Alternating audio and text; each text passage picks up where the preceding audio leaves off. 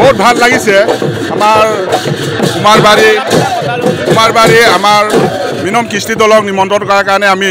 মলাপিণ্ডা পরাগ অপেক আমি বহুত ধন্যবাদ জ্ঞাপন কৰিছোঁ এনেকুৱা আমি পোৱা নাছিলোঁ আগতে মিনম হিচাপে কিন্তু এটা প্ৰথম হিচাপে আমি নিমন্ত্ৰণ কৰিলোঁ এইটো কাৰণে মই লাগিছোঁ আৰু আমি মিচিং আমাৰ যিটো পৰাগ উৎসৱ এইটোৱে সফলমণ্ডিত হ'বৰ কাৰণে মই